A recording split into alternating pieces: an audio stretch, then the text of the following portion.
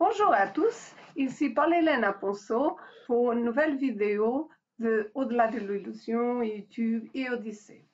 Dans cette nouvelle vidéo, on va vous parler de la nature programmée de la réalité. Alors c'est un thème qui est inédit et très vaste et très intéressant. Donc, on voulait vous annoncer avant tout le webinaire de Paul Ponceau qui aura lieu le 17 février et ça sera sur le contrôle mental. Alors, un thème très intéressant parce que on est tous sous contrôle mental à plusieurs niveaux, bien évidemment. Et le webinaire donc, commencera à 19h et durera 4 heures. Donc, ce webinaire, il y aura des plages de questions-réponses à la fin de chaque heure. Donc, ça va être quelque chose de très interactif et tout ça. Donc, pour vous inscrire au webinaire, vous n'avez qu'à cliquer sur le lien en dessous de ce podcast et puis suivre la procédure. C'est un webinaire qui est à un tout petit prix. Absolument, vraiment n'hésitez pas, les gens sont super contents, on a des très bons retours. Donc, on voulait vous annoncer aussi qu'on donne une conférence le samedi 2 mars à Paris 14e en présentiel. Donc, ça sera de midi à 18h et le thème, ça sera sur la possession. Or, la possession, c'est très intéressant parce que ça nous concerne tous également. Donc, Paul Ponceau va traiter à plusieurs niveaux et c'est vraiment très important d'être au courant de ces informations, d'autant plus que c'est beaucoup d'informations inédites et un très petit prix. Vraiment, n'hésitez pas parce que c'est d'une intéressante, de deux très convivial et les gens sont super contents de venir, de parler, d'échanger. Donc, c'est la conférence en présentiel à Paris, qui, je le précise, dure 6 heures. 6 heures, de midi à 18h. Donc, c'est vraiment une journée, une après-midi super sympa. Oui, absolument. On a des très bons retours. Donc, n'hésitez pas vraiment à vous inscrire car c'est très intéressant. Donc, pour continuer, on voulait vous remercier pour votre soutien et merci de continuer à nous soutenir parce que c'est grâce à vous qu'on arrive à acheter les livres, à se déplacer pour les conférences, etc. Vraiment, n'hésitez pas à vous abonner à notre site. Il y a plus de 100 podcasts actuellement. Exactement. Donc, pour 5 € par mois, c'est vraiment un tout petit prix. N'hésitez pas à vous abonner. Donc, c'est notre site, c'est www.au-delà-de-l'illusion.fr. Donc, n'hésitez pas à vous y abonner. Si ça vous intéresse. Si ça vous intéresse, bien évidemment. Alors, en plus, cette semaine, le podcast de la partie abonnement sera consacré à la manière dont les entités sans âme jouent avec nous dans le quotidien. Donc, là, c'est également un thème inédit avec beaucoup de nouvelles informations. Donc, n'hésitez pas à vous abonner. Vous verrez donc plus de 100 podcasts absolument inédits. Si vous ne voulez pas prendre un abonnement, mais vous voulez seulement voir le podcast de la semaine, sachez qu'il est disponible pour 2 $ sur notre chaîne Odyssée. Alors, pourquoi 2 $? Tout simplement parce que les prix d'Odyssée sont en dollars, donc c'est à peu près 2 €. Absolument. Et on voulait vous annoncer également que vous pouvez nous soutenir aussi par des dons sur notre site www.au-delà-de-l'illusion.fr et vous pouvez également acheter nos livres qui sont extrêmement intéressants et qui sont d'actualité, qui seront d'actualité dans 10-20 ans. Vraiment, n'hésitez pas à les commander sur la librairie du bonheur ou sur notre site. Alors, sachez également que vous pouvez nous soutenir en apportant vos témoignages si vous avez vécu des expériences paranormales, des phénomènes d'abduction, des phénomènes de hantise, des phénomènes de rencontres avec des cryptides. N'hésitez pas à nous en faire part parce que c'est vraiment comme ça que notre recherche peut avancer. Avancer, absolument. Et elle peut avancer avec un autre dynamisme et c'est pour cela qu'on fait ce travail, c'est pour échanger également. C'est très intéressant les témoignages aussi. Et justement, je voulais remercier toutes les personnes qui ont témoigné, qui ont apporté aussi leurs analyses des sujets qu'on a traités, beaucoup de témoignages très intéressants, beaucoup d'analyses très intéressantes. Donc, merci à vous. Merci. Donc, n'hésitez pas. Si vous aimez notre travail, si vous voulez que notre travail continue, n'hésitez pas à nous soutenir. Même à nous envoyer des idées de podcasts, etc. Ça peut. Pour continuer, donc, Paul, la nature de la réalité est-elle programmée? Est-ce qu'il y a déjà une trame programmée dans cette réalité ou pas? Qu'est-ce que tu peux nous dire? Absolument, il y a une programmation dans cette réalité. Déjà, des analyses de physiciens comme Nick Bostrom, des analyses aussi de scientifiques comme Michael Talbot, même de neurobiologistes, ont montré que notre réalité fonctionne de manière holographique. Ces analyses ont montré que notre réalité fonctionne comme une simulation. Donc, par exemple,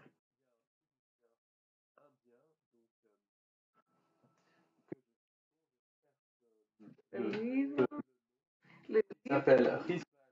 J'arrive Il y a jamais beaucoup de livres à me ici, rappeler. mais ça sert pour notre travail.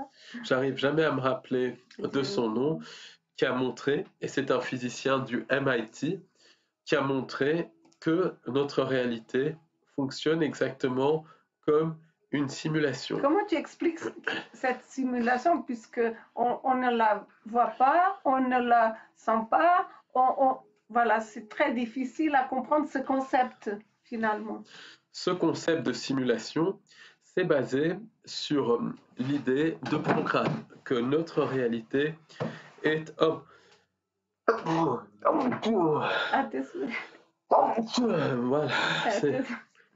Donc notre réalité est un programme et que notre réalité fonctionne comme un programme informatique de base 6. Par exemple, il y a un chercheur anglais qui a montré il y a quelques années que le chiffre 6 se retrouvait partout, ou des multiples de 6. Le vivant est composé d'atomes de carbone. Or, il y a 6 électrons autour de l'atome de carbone. Une journée dure 24 heures, donc c'est un multiple de 4, de 6, pardon, de 6, de même que la Terre tourne autour du Soleil en 365 jours, donc c'est proche de 360, qui est un multiple de 6. Et même les 5 jours ont été rajoutés pour que les calendriers soient cohérents. Mais à la base, c'était des calendriers de 360 jours. Et on retrouve toute une programmation avec le chiffre 6 dans les mesures anciennes, par exemple les mesures égyptiennes, les mesures babyloniennes. D'ailleurs, ces programmations autour du 6, autour du 12, se retrouvent encore dans les mesures anglaises. Donc, est-ce que c'est un chiffre positif ou négatif finalement? Comment tu le vois? Le 6, c'est le chiffre de la simulation. Donc, cette simulation n'est pas positive. Et c'est pour cela que beaucoup de gens parlent de 666 comme le chiffre de la bête. C'est en fait le chiffre de la simulation. Un flocon de neige, quand il se forme, aura toujours 6 branches. Donc, on retrouve le chiffre 6 un petit peu partout. Et ça, c'est vraiment important pour comprendre cette réalité. De même, la réalité fonctionne comme un programme. Par exemple, il y a les constantes. Les constantes sont la vitesse de la lumière, la constante de l'électron, la constante de gravitation universelle et tout cela. Et des recherches ont montré que si les constantes variaient d'un milliardième ou d'un dixième de milliardième, ce qui est absolument rien, tout le système s'effondrerait. Et c'est comme un jeu vidéo. S'il y a un bug dans le jeu vidéo s'effondre. Donc, on parle aussi du programme génétique. L'ADN, c'est un programme génétique. Est-ce que là aussi, tout se base sur le chiffre 6? Sur l'ADN, c'est un peu différent, mais disons que c'est une molécule carbonée comme le vivant, et le carbone a 6 électrons. Mais l'ADN, il y a un code génétique. Le code génétique, c'est le codage du programme génétique. Est-ce qu'on peut dire que tout est codé, tout est un symbole, tout est un code et cela marche comme ça?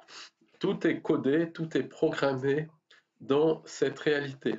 Par exemple, quand des chercheurs construisent des chimères, ils reprogramment des animaux à exprimer différemment leur programme génétique. Et des chimères qui sont connues dans le mainstream, c'est la souris avec une aile, avec une oreille humaine à l'intérieur.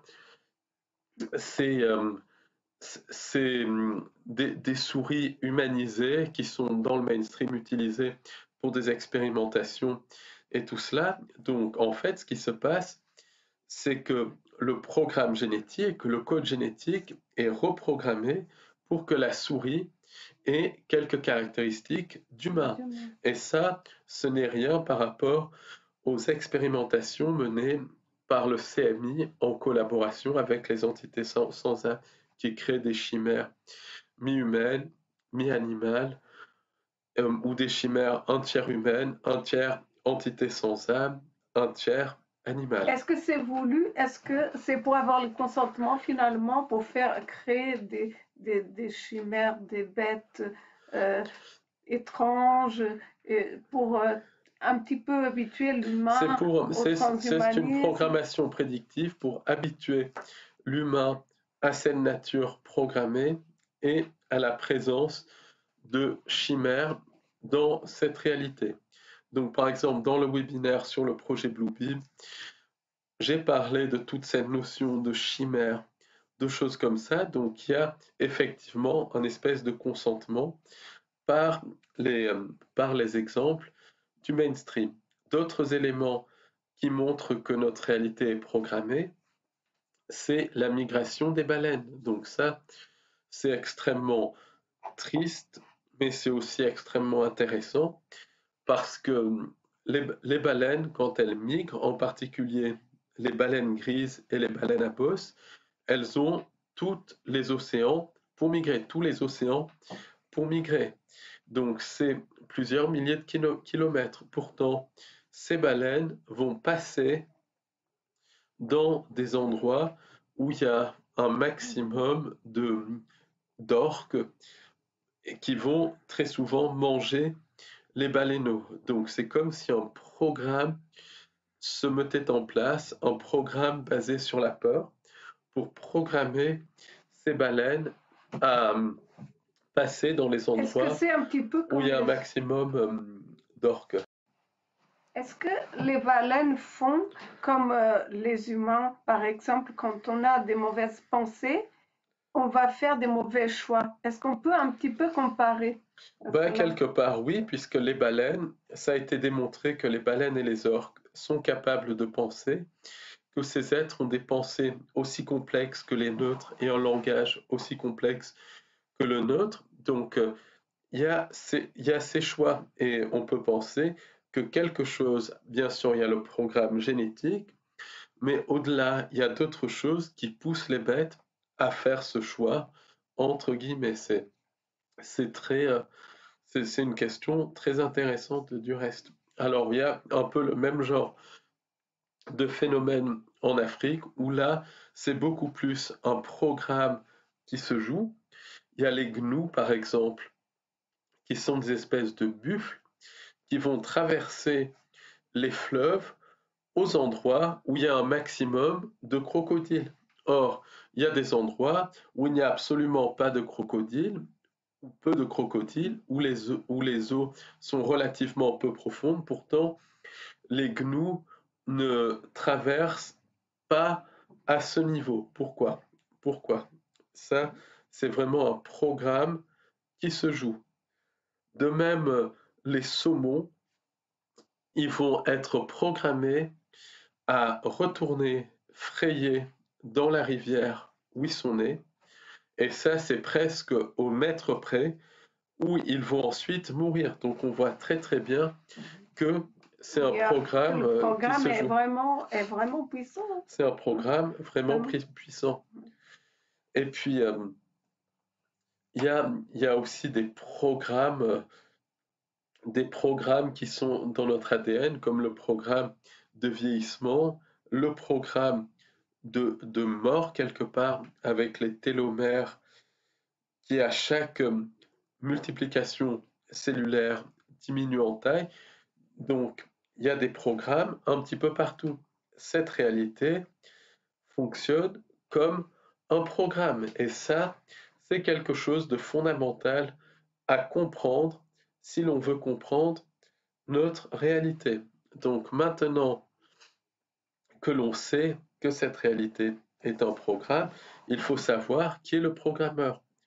Et le programmeur de cette réalité, c'est les entités sans âme qui ont leurré l'humanité à consentir à une fausse création.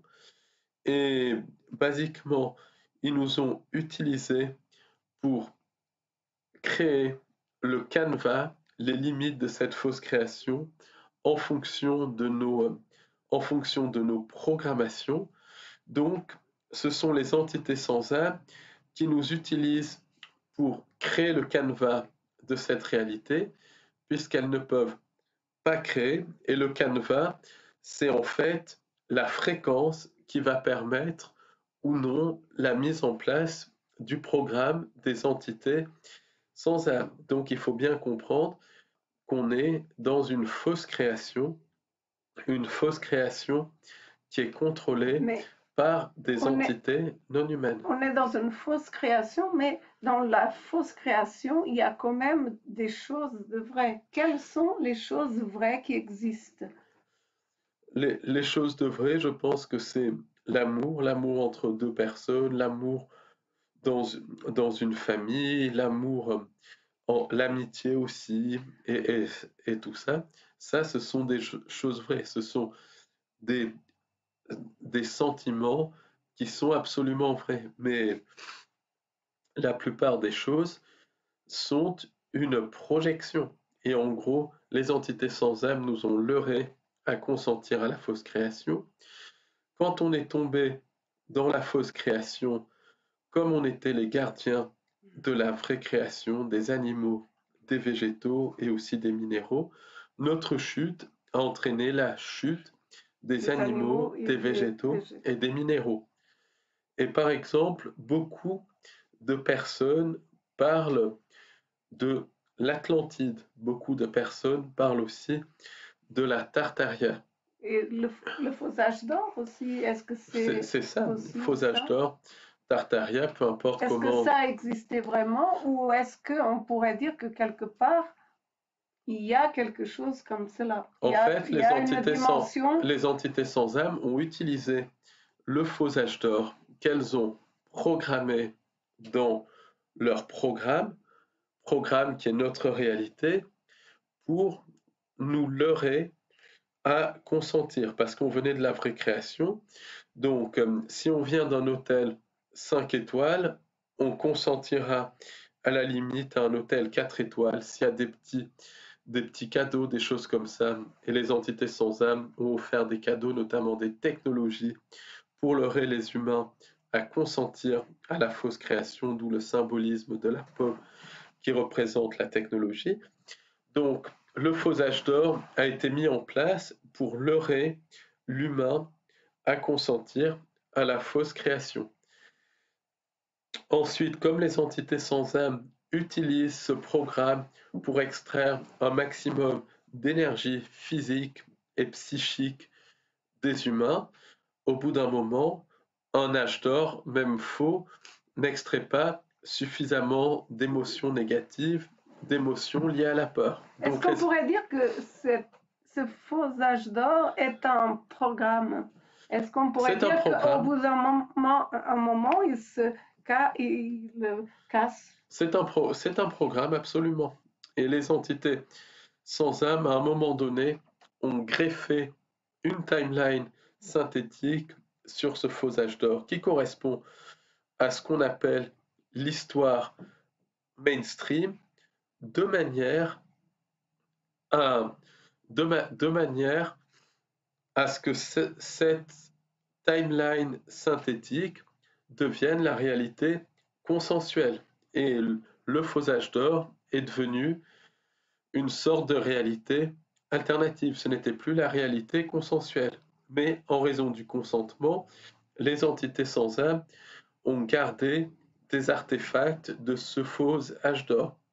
On peut penser aux Cela, c'est pour cathédrales. faire croire que quelque part, on a des éléments du faux âge d'or. On en a, elles ont gardé quelques éléments. Mais en fait, la timeline liée au faux âge d'or a été remplacée par une timeline synthétique. Et cette timeline synthétique, c'est ce qu'on appelle notre réalité consensuelle. Donc, en gros, la timeline synthétique, c'est l'histoire mainstream. La timeline euh, du faux âge d'or, qui était la réalité consensuelle pour leurrer l'humain à tomber dans la fausse création, c'est ce qu'on peut appeler l'histoire alternative. Mais histoire mainstream et histoire alternative sont issues du programme des entités sans âme. C'est pour ça que la Tartarie, beaucoup de gens disent ah c'était merveilleux, c'était merveilleux.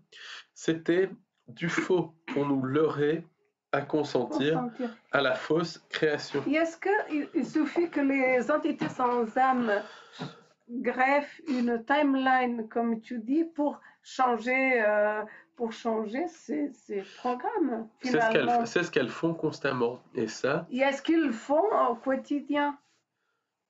C'est ce qu'on appelle l'effet Mandela.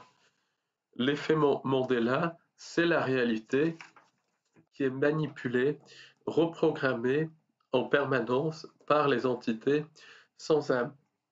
Donc, pour vous parler un peu de l'effet Mandela, il faut savoir que dans les années 80, beaucoup de personnes se rappellent que Nelson Mandela était mort en prison. C'est d'ailleurs de là d'où vient le nom effet Mandela. Simplement, Mandela n'est jamais mort en prison dans la réalité consensuelle, puisqu'il est devenu président de l'Afrique du Sud et il est mort en 2013. Donc, pourtant, il y a à peu près 5 à 10% de la population qui se rappelle de cela, qui se rappelle de lui, de Mandela, mort en prison dans les années 80. Donc, ça démontre que la timeline a été modifiée, que la timeline a été reprogrammée par les entités sans âme. Donc, si elle a été reprogrammée à ce niveau, c'est qu'elle peut être reprogrammée à bien d'autres niveaux. L'effet Mandela, c'est bien au-delà de noms de logos qui changent, d'acteurs qui sont décédés ou non, c'est une reprogrammation absolument totale de notre réalité consensuelle, collective, et aussi de notre réalité individuelle. Et pour moi, ça prouve que notre réalité est programmée. Par exemple, on a un programmeur, il tape dans son ordinateur, il tape dans un ordinateur le code du jeu vidéo et il peut reprogrammer à volonté son jeu vidéo. Et là, c'est exactement ça. La réalité est reprogrammée en permanence par les entités sans âme. Ce sont les entités sans âme, les programmeurs, on est d'accord. C'est les entités sans âme, les programmeurs. Et ça va extrêmement loin, puisque on peut très bien se réveiller demain avec une histoire complètement différente. Par exemple, des événements comme la Révolution française, la Révolution américaine de 1776 ou la Révolution russe, qui n'ait jamais eu lieu.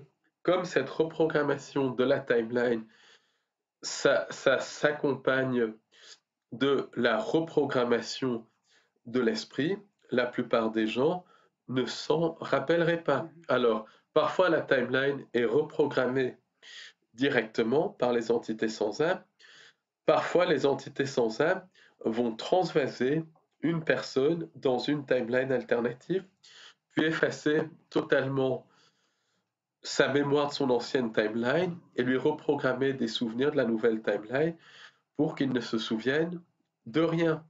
Et parfois, il va arriver que la personne va se dire, tiens, j'étais persuadé que la devanture de ce magasin était verte alors qu'elle est bleue.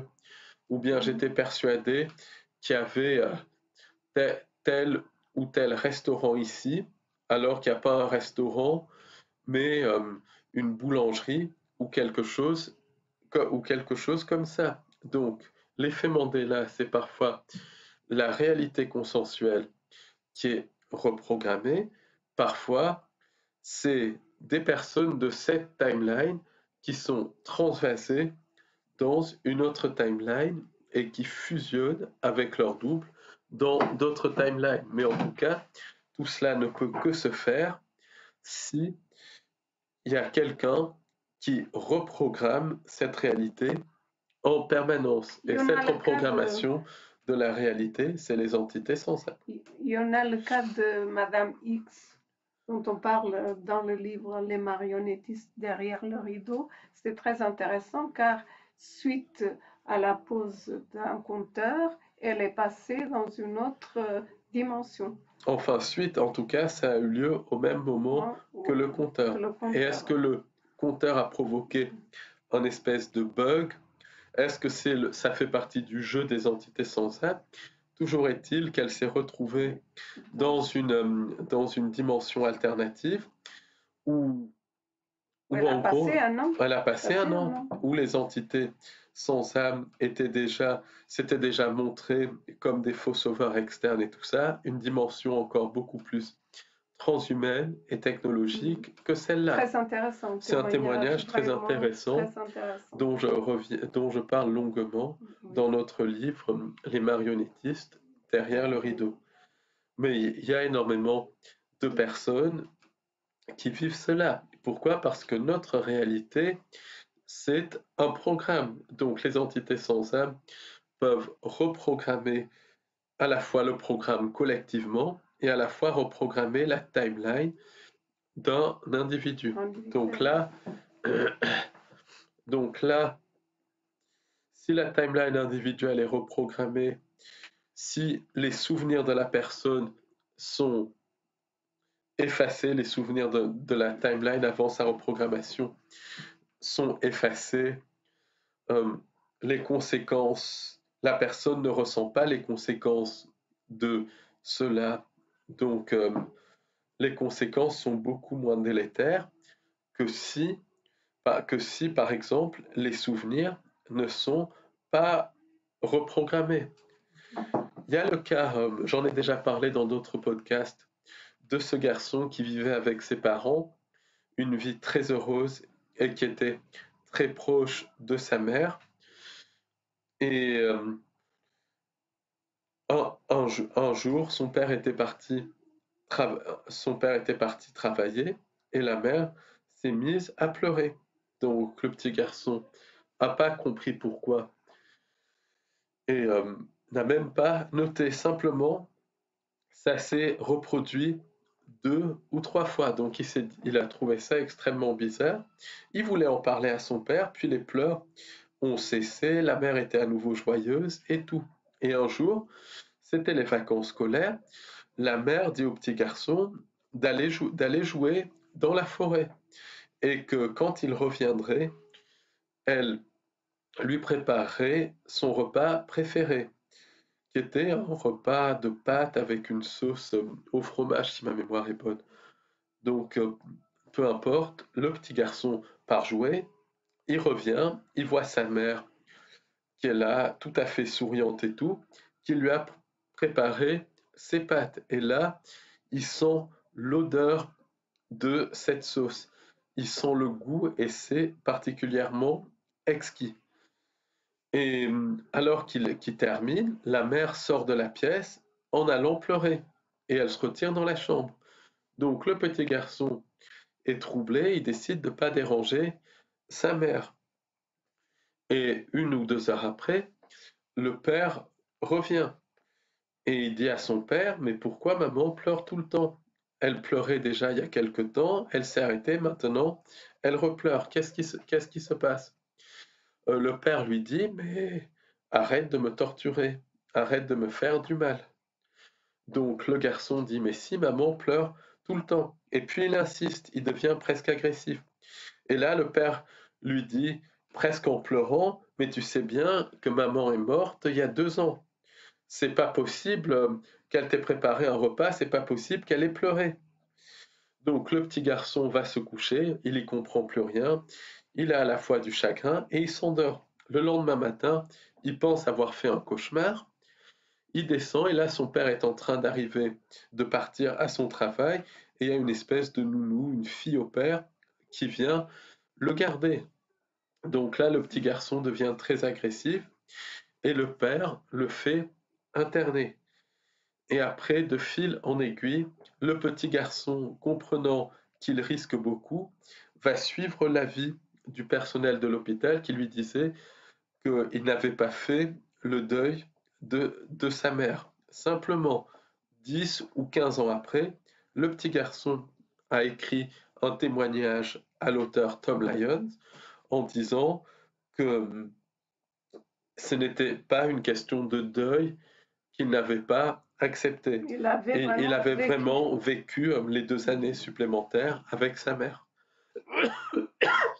Et il se rappelle de l'odeur du repas, il se rappelle De tout. de tout. Donc là, on voit très C'est clairement une impressionnant. reprogrammation de la timeline, une reprogrammation de la réalité autour de ce jeune garçon. Et quel est le but de tout cela? On voit bien que ça ne sert pas des projets des entités sans âme comme le projet Bluebeam et tout cela. On voit bien qu'il y a un aspect jeu absolument abject, un aspect vampirisme, comme si les entités sans âme se nourrissaient de la souffrance du jeune garçon. Donc il y a énormément de témoignages comme ça.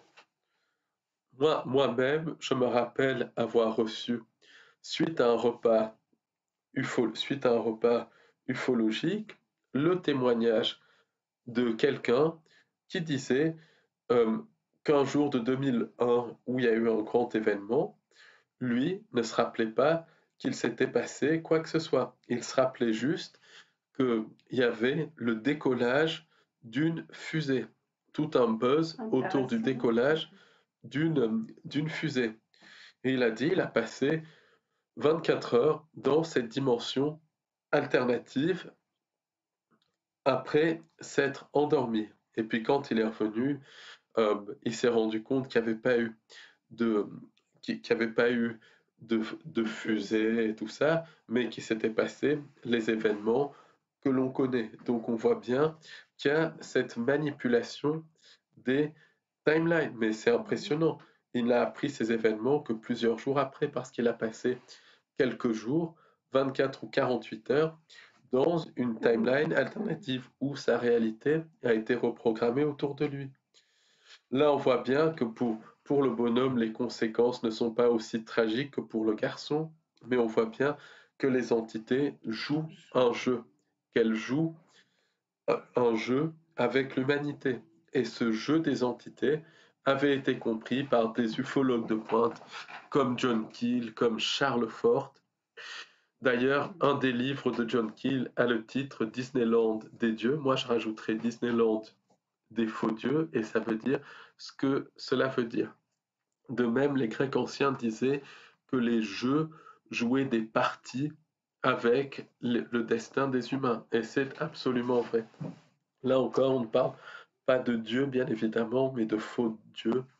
On parle d'imposteurs, on parle d'entités sans Il y âme. a aussi le film Hunger Games qui se base sur un jeu où on subit les conséquences. Quand même, c'est Ben, très intéressant. voilà, on voit bien que c'est très intéressant ce que tu dis parce que beaucoup de gens disent que cette réalité est programmée, donc tout est illusion. Ce n'est pas une illusion dans le sens où l'on fait partie de cette réalité, que l'on fait partie du programme. Et un exemple dans le monde du cinéma, c'est le film Hunger Games. Les gens sont dans l'arène, tout est programmé, les abeilles toxiques sont programmées, les gaz toxiques sont programmés pour tuer les gens, pour les empêcher de gagner. Mais c'est programmé, mais ce n'est pas une illusion. Les gens piqués par les abeilles toxiques finissent par mourir, etc. Et ça, c'est le film Hunger Games. Donc on voit vraiment un exemple typique de programmation prédictive concernant la réalité. Donc encore un cas comme ça qui est très intéressant, c'est le cas de Lerina Garcia. Lerina Garcia, une jeune Espagnole qui, dans les années 90, à Barcelone, s'est réveillée et qui avait remarqué que les objets dans sa chambre avaient été déplacés, que la table de nuit n'était pas à sa place habituelle, que la lampe de chevet était à une place un peu différente. Et tout ça, donc, Lerina s'est dit, c'est bizarre, je devais vraiment être fatiguée. Donc, elle va se préparer son petit déjeuner. Et là, elle se rend compte qu'il y a quelques objets dans la cuisine qui ont changé. Donc là, elle est quand même inquiète. Elle se dit, est-ce que je vais bien ou pas? Pardon, c'est la saison. Évidemment. Oui, donc Lerina Garcia va ensuite dans son salon et il y a des bibelots, des petites choses qui ont bougé. Un bibelot en plus, un bibelot qui a changé de place. Des petites choses comme ça. Donc là, elle se dit, mais qu'est-ce que... Voilà, je deviens folle ou quoi? Et elle se dit qu'elle devait être fatiguée. Donc, elle respire un bon coup et elle part à son travail. Et là, elle se rend compte que dans sa rue, certains magasins où elle avait été la veille n'existaient plus. D'autres magasins n'avaient pas bougé et il y avait des magasins nouveaux. Donc là, elle se dit, vraiment, c'est très grave. Et elle commence à courir vers son travail. Et arrivée à son travail, elle rentre dans son bureau. Et son bureau est occupé par une personne. Et elle dit, bah, qu'est-ce que vous faites à ma place? Et la personne dit, non, j'ai toujours été là. Toi, vous travaillez dans l'autre service. Donc Lérina va voir le patron qui lui dit, oui, vous avez toujours été dans ce service. De fil en aiguille, Lérina s'est rendu compte que, que son petit copain n'existait pas dans cette réalité, qu'elle était toujours avec son ancien petit copain avec qui elle s'était séparée dans sa réalité d'origine. Et elle a énormément souffert, mais elle s'est fait à cette nouvelle réalité. Mais on voit très très bien cette espèce de manipulation de la réalité, cette espèce de reprogrammation de la réalité autour d'une personne donnée. Et là encore, quel est le but de tout cela? Quel est le but? Quel est le but de tout cela? Est-ce qu'il y a un but finalement? Parce que Justement, on va en parler dans la partie on cherche, abonnement, on puisque cherche, c'est lié oui. à ça. Mais il y a un aspect, pour moi, jeu. Dans des expériences comme ça, il y a un jeu absolument abominable où les entités sans âme se nourrissent de l'énergie psychique des, des personnes concernées. Donc Et je pense que elles n'auraient pas de but finalement. il y a un but, il y a des buts donc très clairs. Ça, on en a parlé dans des webinaires et tout ça, on va encore en parler dans d'autres podcasts. Mais il y a un aspect au-delà, un aspect jeu. On en revient encore une fois à ce que disait John Keel, au jeu que mènent les entités sans âme avec les contactés, puisque les entités qui manipulent les contactés sont les mêmes entités que celles qui reprogramment la réalité. Et le jeu, c'est comme si elles se moquaient de nous. C'est comme si elles nous utilisaient comme source d'énergie, comme tout en se moquant de nous. Donc c'est un jeu absolument terrible, absolument abject et pervers. Et donc ça, c'est vraiment quelque chose qu'il faut bien comprendre. Et il y a des gens qui ont vu il y a des gens qui ont vu la réalité aussi se changer devant eux.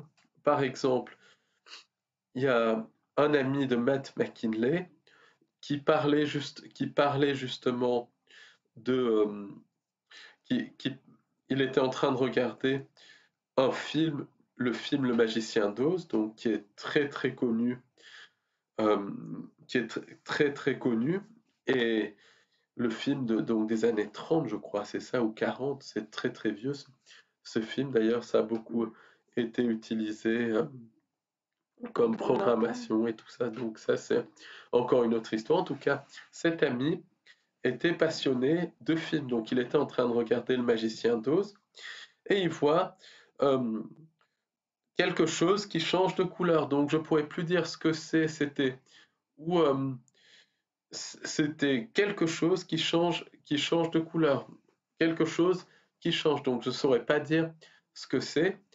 Donc il se dit c'est extrêmement bizarre, c'est mon lecteur DVD qui bug. Donc comme il collectionnait des films, il regarde le film à nouveau sur son lecteur DVD. Et là, la même chose, la couleur de cet objet, je crois que c'était une partie de la robe de Dorothée ou la crinière du lion, quelque chose, je ne sais plus exactement quoi, avait changé, mais en direct. Donc, il se dit, c'est vraiment bizarre, et il regarde sur le VHS, et là, tout avait changé. Donc, il a vu cette reprogrammation de la réalité vraiment en direct.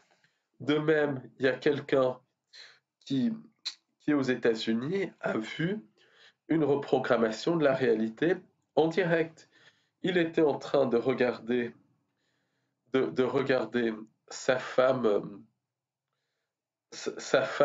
partir. Il était en train de regarder à travers la fenêtre sa femme partir et elle avait sa robe de telle ou telle couleur. Et sa voiture était, on va dire, une voiture rouge. Donc, il se sent fatigué, donc il s'assoit. C'est comme s'il était essoufflé d'un coup, donc il s'assoit. Et quand il a récupéré, il regarde à nouveau par la fenêtre. Il ne voit pas sa femme, mais il voit que sa voiture a changé de couleur. Elle n'est plus rouge, mais elle est bleue, on va dire. Donc là, il ne comprend plus rien. Il va voir sa voiture, et là, il y a sa femme qui sort et qui reproduit les mêmes gestes qu'il avait vus de la fenêtre. Simplement, sa robe est d'une autre couleur. Donc il lui a dit, tu es sorti, tu es remonté te changer. Sa femme lui dit, jamais, je viens juste de descendre. Et donc après, il part à son travail, et là, il y a des changements subtils à son travail. Il rentre chez lui, et sa femme dit, on est invité chez nos meilleurs amis. Et il dit à sa femme, mais on ne les connaît pas, je ne connais pas ces gens, qu'est-ce qui t'arrive? Si, on est invité pour ce week-end manger chez nos meilleurs amis. Tu te souviens, le couple, appelons-les Madame Dupont et Monsieur Durand, donc là, ou Monsieur et Madame Durand, donc là, il ne sait pas trop quoi penser, et le week-end, la femme prend la voiture avec lui et l'amène chez Monsieur et Madame Durand. Et là, il ne connaît pas ces gens, et ces gens semblent le connaître. Ces gens ensuite lui parlent de personnes qu'il ne connaît pas, mais que sa femme connaît, et tout un truc de fou. De fil en aiguille, cette expérience qui paraît anodine, mais qui ne l'est pas, l'a tellement marqué que sa femme a fini par le quitter. Enfin, il a eu énormément de problèmes suite à cette expérience. Donc, c'est pour C'est très montrer, intéressant. oh oui, Comme c'est tout a été reprogrammé programmé autour de littéralement. lui. Et C'est est-ce que les entités peuvent reprogrammer différemment avec deux personnes qui sont au même endroit? absolument, absolument. Par exemple, il y a des gens qui vont être au même endroit, qui vont et qui croient, par exemple, en des manipulations des entités sans âme, comme la planète Nibiru. Ils vont littéralement voir et parfois mesurer cette planète. D'ailleurs, j'ai reçu un témoignage d'une personne vu, qui avait vu cette planète en allant au supermarché, un objet bizarre dans le ciel. Donc, très intéressant. Et parfois même, ils vont mesurer cette planète, prendre des photos et tout cela. Et il y a des photos Nibiru qui circulent. Nibiru, c'est une manipulation des entités sans âme. Ça, on en a déjà parlé dans d'autres podcasts, mais quelqu'un qui ne croira pas en Nibiru ira dans les mêmes conditions, au même endroit, observer le ciel, et il ne verra absolument rien. Pourquoi? Parce que les entités sans âme peuvent programmer une réalité alternative à un endroit et une autre réalité à ce même endroit. Il y a différentes réalités dans un même espace. C'est ce que Et Matt c'est aussi McKinley, en fonction des croyances. c'est en fonction des croyances, que c'est reprogrammé en fonction des croyances. Par exemple, cette dame qui ne savait rien sur Nibiru voit cette étoile mystérieuse, elle était formelle, ce n'était pas un ovni, cette espèce de planète mystérieuse, comme on peut voir des planètes comme Vénus et tout ça à la tombée de, de la nuit, mais elle savait que ce n'était pas Vénus, que ce n'était pas un avion, pas un ovni. Donc elle va dans le supermarché intriguée. Quand elle ressort, la, la planète Nibiru n'est absolument pas là. Donc on voit bien qu'il y a deux réalités qui peuvent coexister au même endroit. Et une des deux réalités va devenir la réalité consensuelle. C'est ce qui explique, c'est ce qui explique que, c'est ce qui explique ce que Matt McKinley appelle the breakdown of reality, le, le le collapsus de la réalité. C'est qu'à un moment donné, euh, il y a des gens qui disent qu'un événement est arrivé, d'autres qui disent qu'un événement n'est pas arrivé. Donc je reste vague exprès parce que voilà. Donc par exemple, certains événements sont arrivés, d'autres ne sont pas arrivés. Des événements, des événements Au niveau mondial. style des événements au niveau mondial.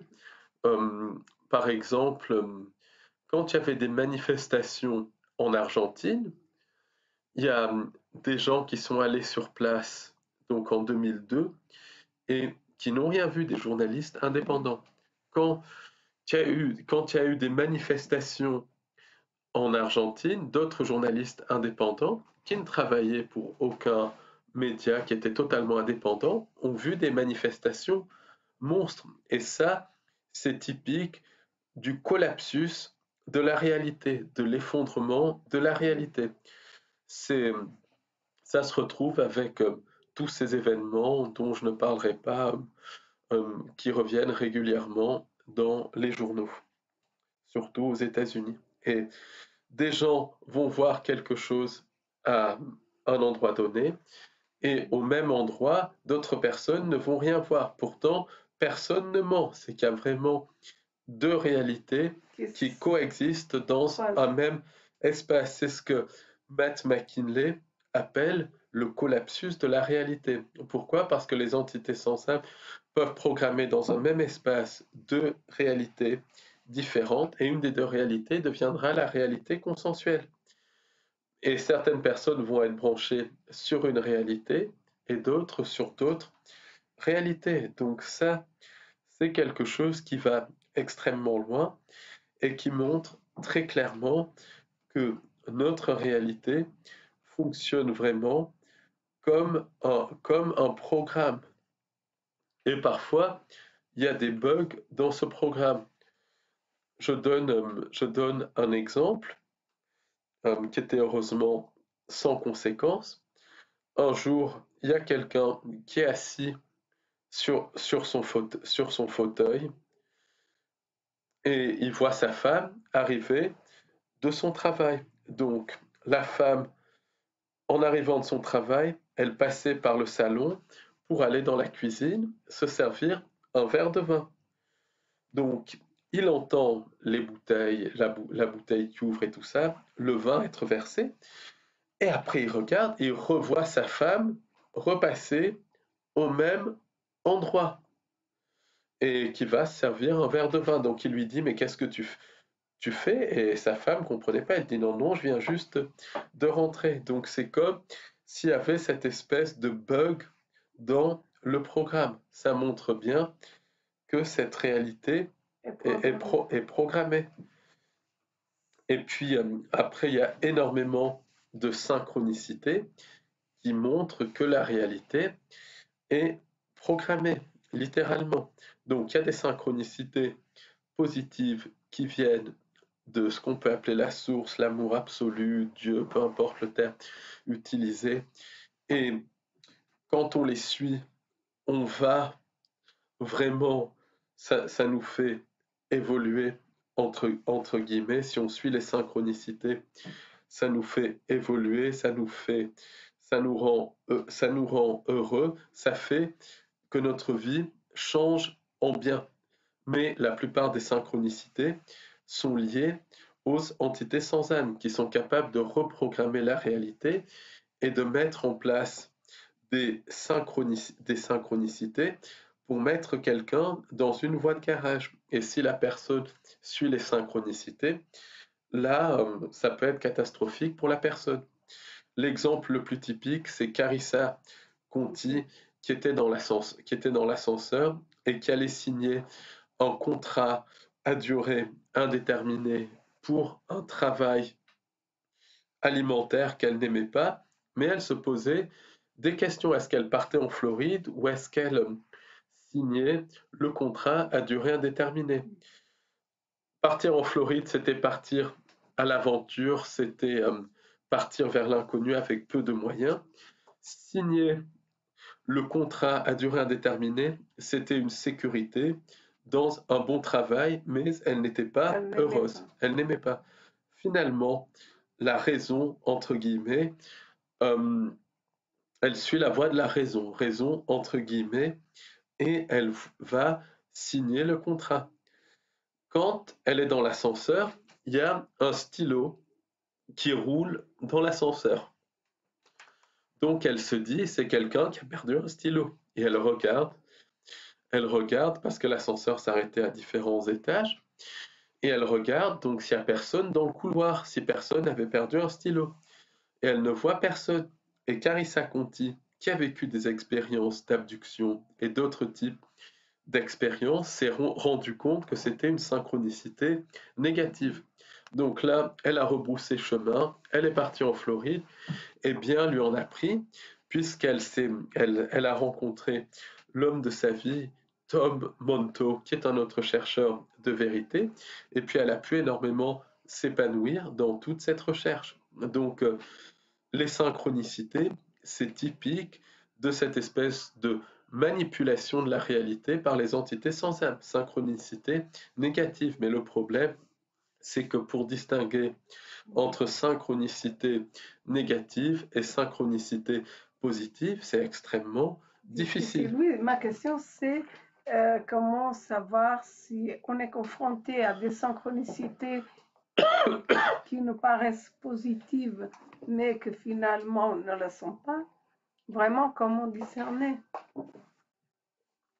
Malheureusement, c'est vraiment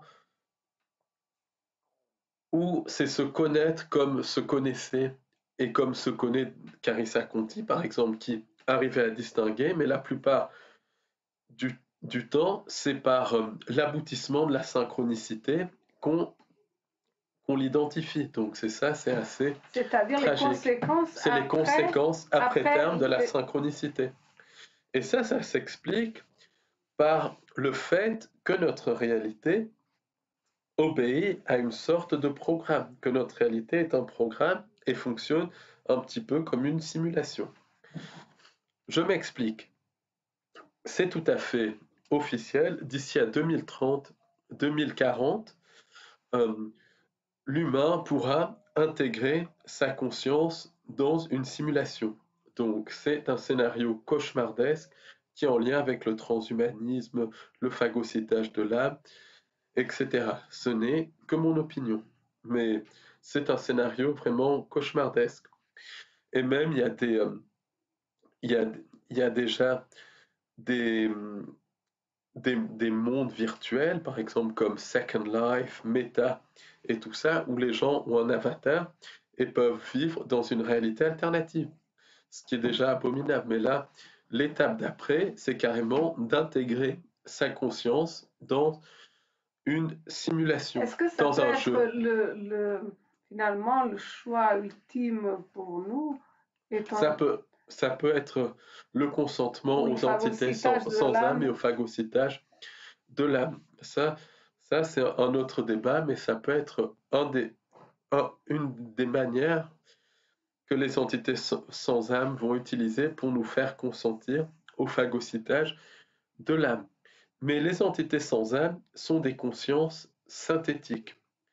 Et elles ont généré, parce que le mot créer n'est pas adapté, mais elles ont programmé cette simulation. Ensuite, leur a créé le canevas de cette simulation, puis ensuite elles envoient leur programme. Donc, elles qui ont des technologies, qui ont des milliards d'années d'avance sur la nôtre, elles peuvent intégrer leur conscience collective synthétique, littéralement, dans la réalité. Et ça explique que beaucoup de personnes disent mais la réalité paraît vivante parce que parfois elle nous apporte ce dont on a envie, mais avec un prix terrible à payer. Ça, par exemple, Matt McKinley a bien compris ça en étudiant les synchronicités négatives, les synchronicités artificielles. Donc, la réalité paraît vivante parce qu'on a tous des cas de synchronicité où, par exemple, on pense à un ami qui est à l'autre bout de la planète et cet ami nous appelle.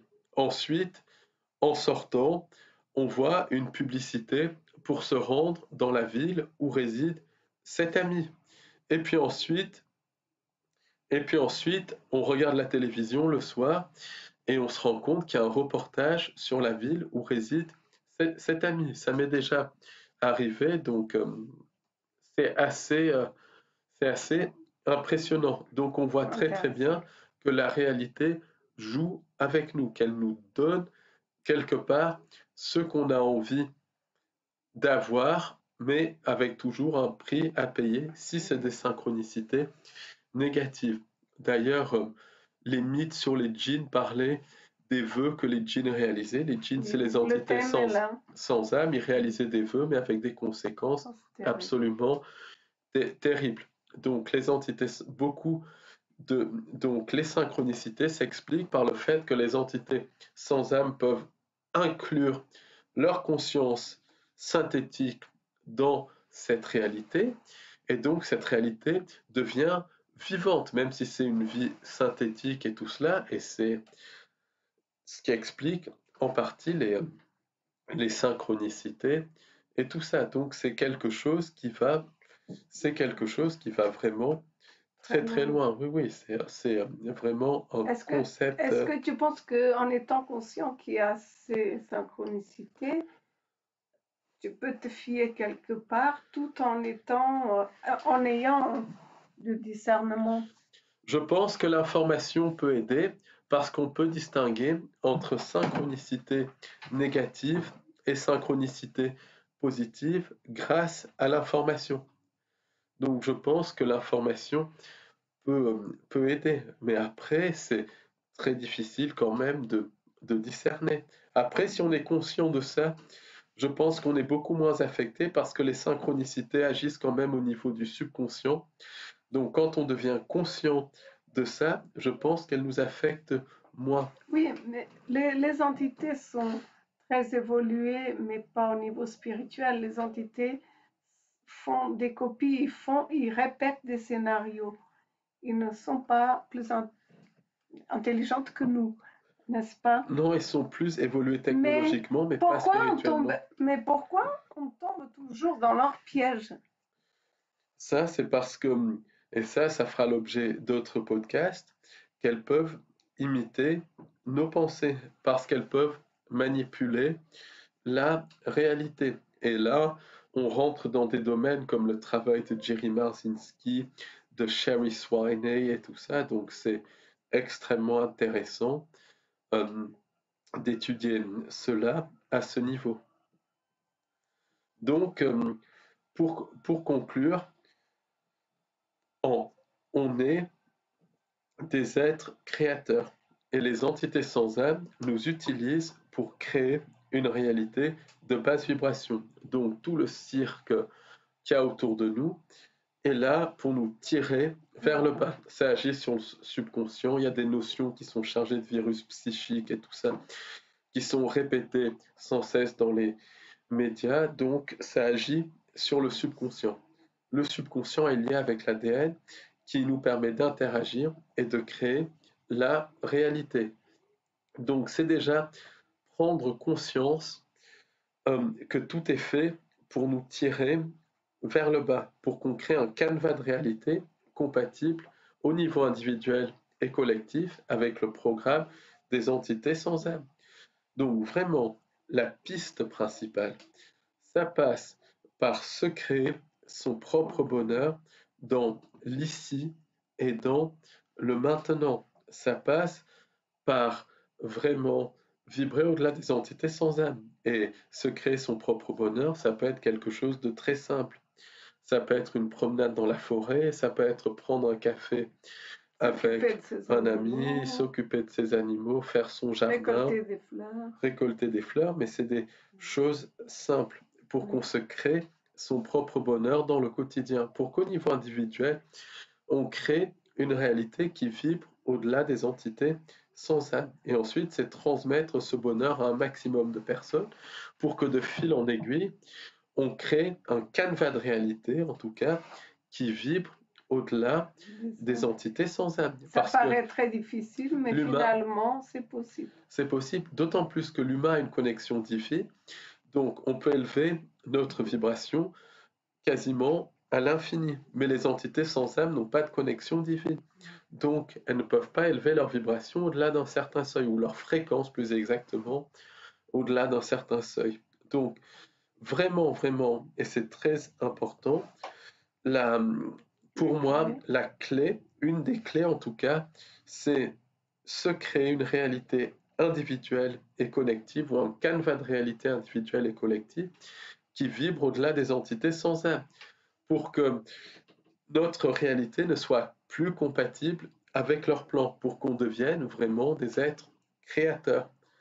Et ça, c'est pour moi une des clés. Donc bien évidemment, on va continuer à creuser cette piste et d'autres. Puisqu'elle est très intéressante, il y a énormément de choses à découvrir, toujours, toujours et toujours, et on n'en a jamais fini. Exactement. Merci de nous avoir écoutés et à très bientôt pour un nouveau podcast au-delà de l'illusion. Au revoir, merci beaucoup. Merci.